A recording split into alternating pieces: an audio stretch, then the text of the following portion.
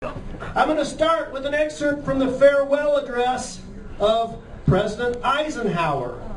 Now, this conjunction of an immense military establishment and a large arms industry is new in the American experience. The total influence, economic, political, even spiritual, is felt in every city, every state house, every office of the federal government. We recognize the imperative need for this development, yet we must not fail to comprehend its grave implications. Our toil, resources, and livelihood are all involved. So is the very structure of our society.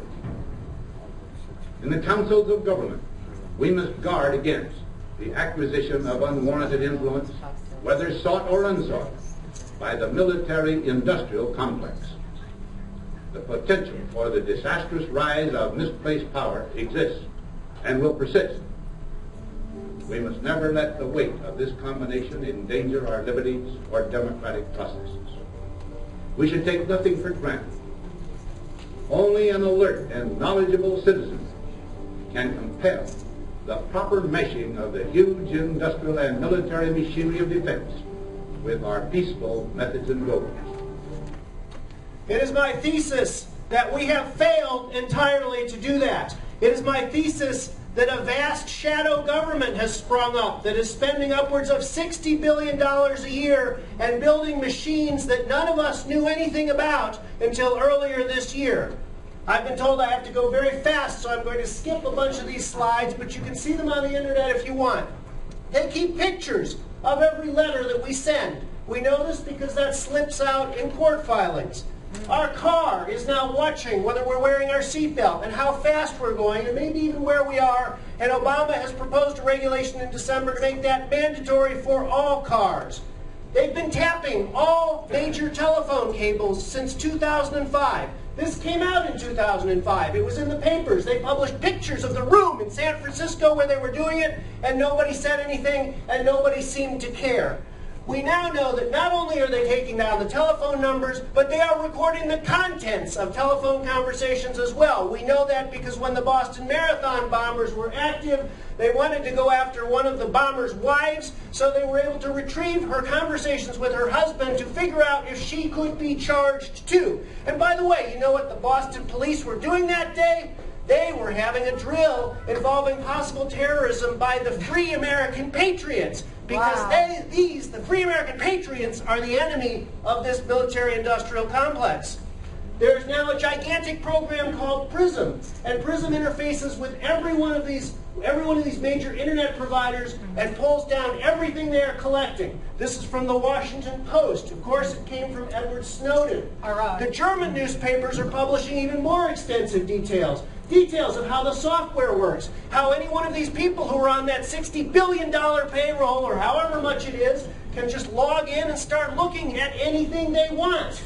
They are spying on everyone. We have a whistleblower from the Office of Naval Intelligence, the Defense Intelligence Agency in the NSA, who says they went after everyone. Military officers, members of Congress, Senate and the House, the intelligence committees, lawyers, judges sitting on the Supreme Court. Maybe that's why we have Obamacare now. Who knows? Because it's all secret. They are building a giant facility that will hold more data than you can possibly imagine.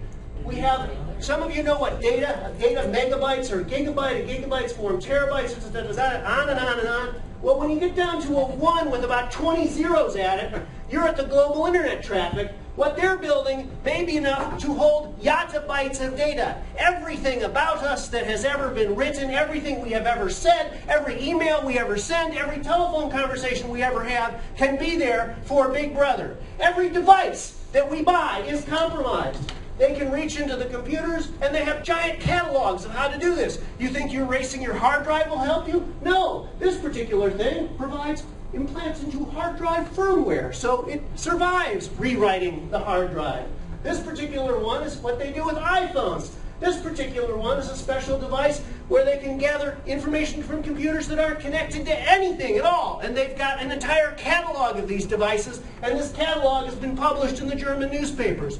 They can step in front of you when you're out on the internet and you say you're going to go look at Yahoo's web server. They have a whole server at the NSA so they can pretend to be Yahoo and make sure that their packets get to your computer first. It is now martial law in the digital world. We have an entire gigantic apparatus that is operating beyond the constraint of any law, and no one really knows what they are doing. It is martial law in the digital world. Now, if any ordinary person did this, it would be a felony. There are felonies for unauthorized access to computers. This man who killed himself in 2013 was indicted for 60 counts of reaching into MIT's computers and copying scientific articles. This is what happens to ordinary people, but we have a vast army of NSA people who are doing this every day beyond all rule of law. Now, how did we get into this? We're told that the Patriot Act authorized that. That's a lie, too. This is the section of the Patriot Act that was supposed to authorize it. And it says the director of the FBI can make an application to this secret court, and if there's reasonable grounds to believe that there's some records that are relevant to an investigation, and he says so, he can get them. So, what happened from this tiny little law? They said they could collect everything about everybody all the time. How did they do that? They redefined the word relevant. Relevance, according to the Obama administration's white paper, says that if we collect everything and then we look at it, we might find something in there, so it's all relevant. Now, this is crazy. No ordinary judge or lawyer would say this, but when we have secret courts, it doesn't matter. A report has just come out last month which says this program is completely illegal. It doesn't relate to FBI investigations. It's not relevant. It inverts the entire concept here. The concept is that the phone company has a record and the government can go to it and get it from the phone company. That's what the law said, not that they could collect them all, copy them, and maintain a massive database. We now know that even your life is subject to balancing. We now know from the NDAA that if they think there's a risk that you might kill somebody, they can just kill you first. And these antiquated concepts like due process in the United States Constitution, they don't really matter because your interest in your life has to be balanced against the interest of the United States in forestalling threats of violence. So if you're a threat, they can kill you beyond all law. Congress knew about this stuff. Don't be misled and think that any member of Congress didn't know about this stuff all along. In fact, that was Obama's justification last summer. This information was made available to all members of Congress. People who I trust tell me that on Capitol Hill, they've said for a long time you can't send anything important via email because they know the NSA is copying them all. So, what do we have? We now have staged lies. How many of you have seen The Lies of General Clapper? I don't know if this will come up in time, but move on. This was a question that was provided to General Clapper in advance of this hearing. So he had the question in advance. Watch this. He replied, and I quote here, "The story that we have millions or hundreds of millions of dossiers on people is completely false." The reason I'm asking the question is, having served on the committee now for a dozen years, I don't really know what a dossier is in this context. So what I wanted to see is if you could give me a yes or no answer to the question, does the NSA collect any type of data at all on millions or hundreds of millions of Americans? No, sir. It does not. Not wittingly. There are cases where they could inadvertently, perhaps, collect, but not wittingly.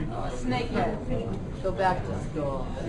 Now, you and I look at something like that, and our instinct is to say, "You, sir, are a liar." Yes. But the instinct of the United States Congress was to say, "Okay, we've taken care of that problem. Everything was fine now until Snowden leaked a bunch of stuff that proved that was a lie." We have an entire division of the NSA that is engaged in defrauding the courts all the time. They give the information they get out of this data to the Drug Enforcement Administration, something called the Special Operations Division, but they're not allowed to say anything about it. And then they pretend that they found the information somewhere else through a process of parallel construction. So we have a continuous, ongoing conspiracy to lie to the courts, and they're so comfortable about it, they're making PowerPoint slides training their army of people how to do it. Now, We had something once upon a time called the Constitution. And in that Constitution, we had something called the Fourth Amendment. And the Fourth Amendment was simple. It's right here. Even a child could understand it. The only people who can't understand it are people who train to understand it, called lawyers. Because I went to law school, I know. They teach you to not believe that the Constitution means what it says. But it's simple. We want a government who figures out who the bad guys are. Not a government who decides that everybody is the bad guy. We want a government that has to have a reason before it starts collecting information on people. Yes. It's a simple thing. We need an extremely radical change toward government transparency. Amen. Now, you might think, well, we have transparency, Obama, so it's the most transparent government ever. We have the Freedom of Information Act, right? A lie. It's all a lie. Here's the Justice Department manual on what the Freedom of Information Act means. It means that you can withhold a privilege. You can have a privilege to withhold anything you want if it relates to the deliberative process. And we don't want you to expose the deliberative process to the ordinary citizens because, as it says down here, oh, well, these citizens might not like what's going on, and they might be confused or something like this. And so we're allowed to keep everything secret. So every time I go to the government and want something, the answer is, it's secret, you can't have it, shut up, slave. Now, I don't use these words lightly.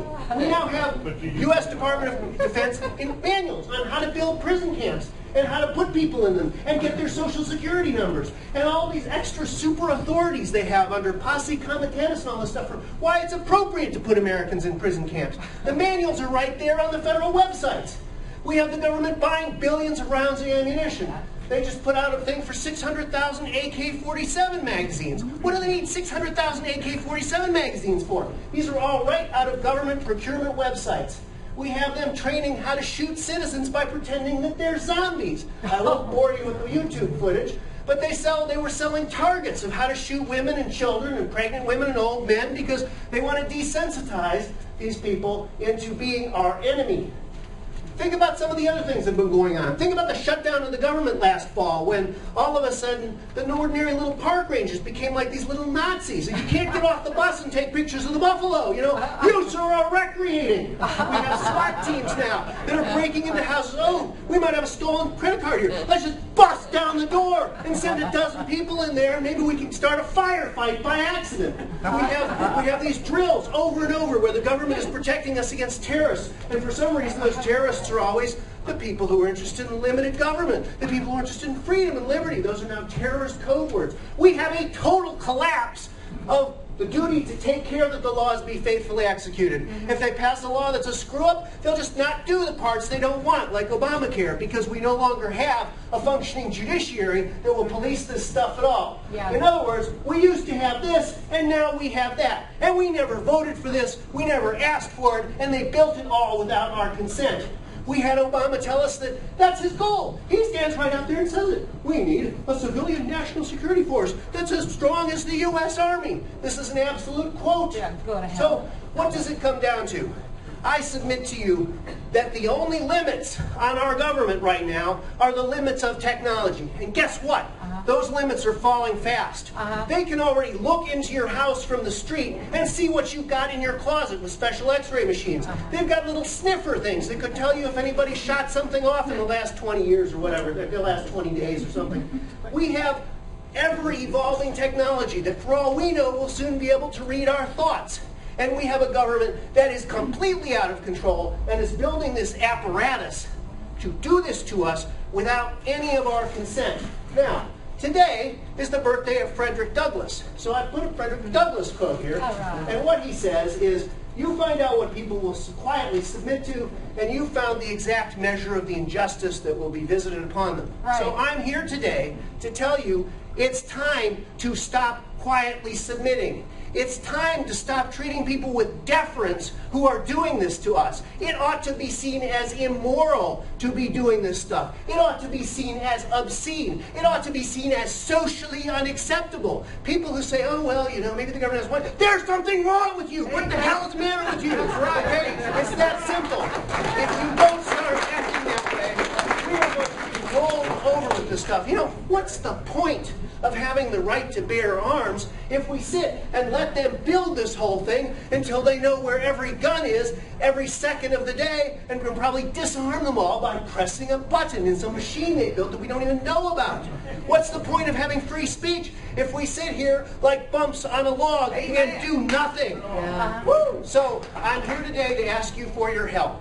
I'm here today to ask you to help me give this presentation to other people, to download it off the website and forward it to people. I'm here to say maybe one of the things we can still do is we can have county referendums and county government start expressing the righteous indignation of the people and start passing referendums and initiatives that say, we're not helping you. You can't cooperate with this. This is wrong. That is what we should be doing.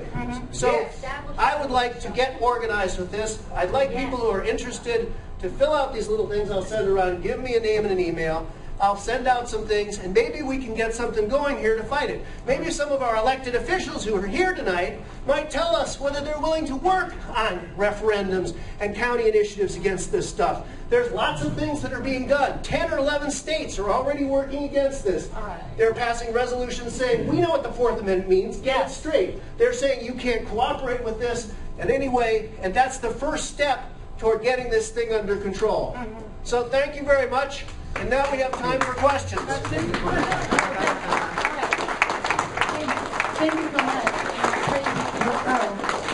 1 month ago, I couldn't make it because I was in the hospital getting surgery. But, you know, Friday, a month ago, our speaker was John Charles, Cascade Policy Institute. 2 months ago. 2 months ago, pardon. When did the NSA swing by? 2 months ago. 2 months ago? Oh, okay. Did Dale tell you? DHS. DHS swung by our house 2 nights later. John Charles' YouTube video was put on the web. There are thousands or hundreds of hits or whatever. People made comments with the flagged words from the federal government, like dangerous or Nazi-like or mafia mob-like, that kind of stuff. And so those doofuses at Metro, my guess, sent the new Federal Protective Services SUV car to do a drive-by of the Seal House 2 months ago. You didn't hear about that, huh? So, note on video.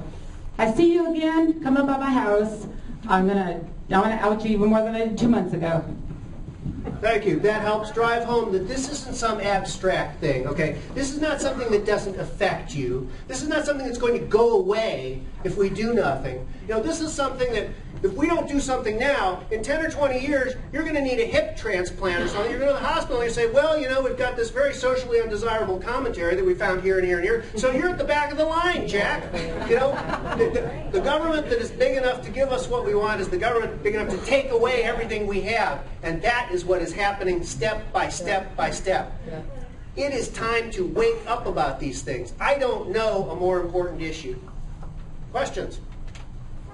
Where's the lawsuit going from Ron Paul and others on NASA?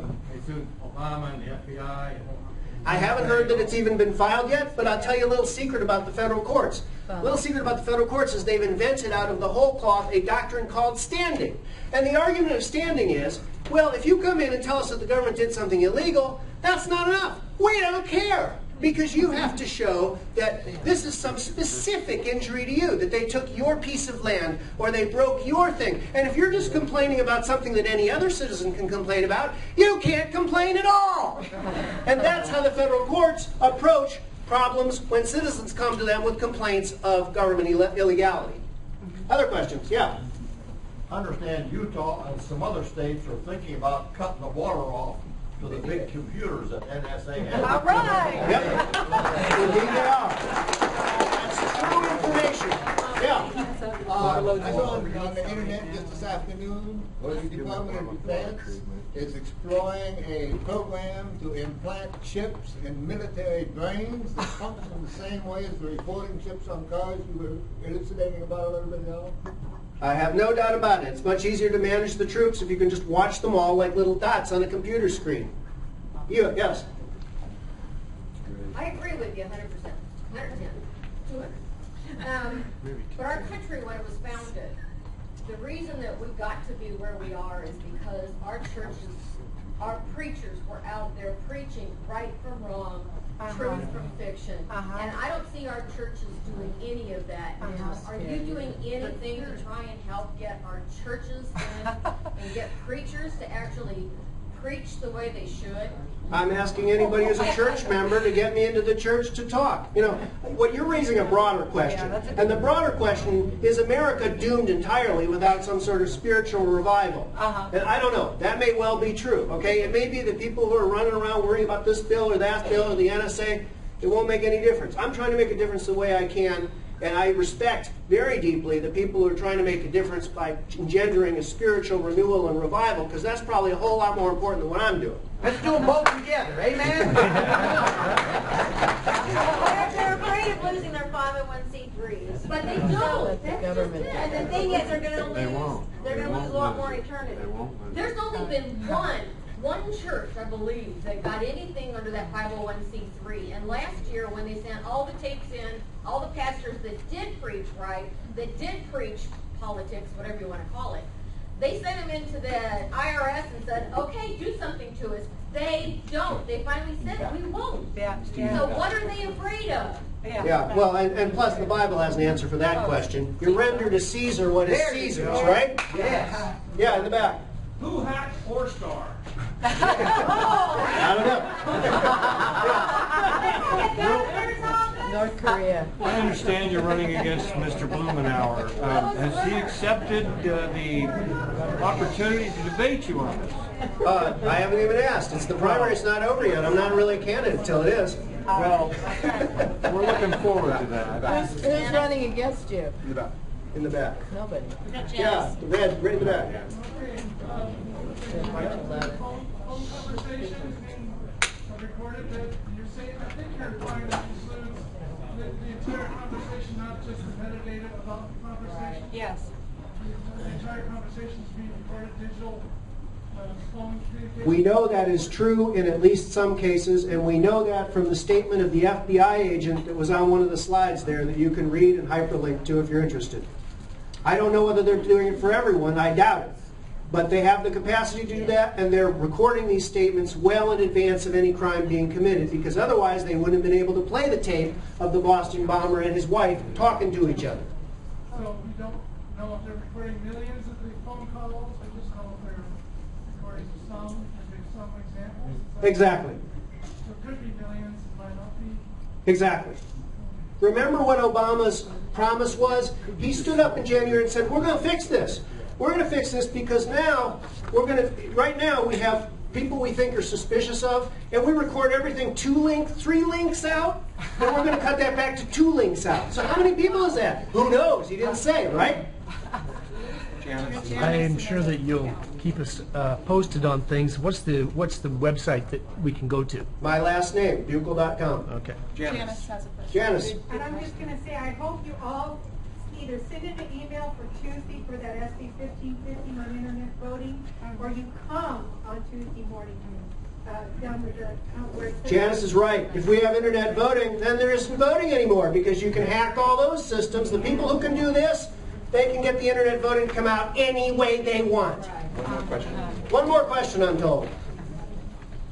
All right, we're ahead of schedule. Here you go. Thank you, Thank you, Dave.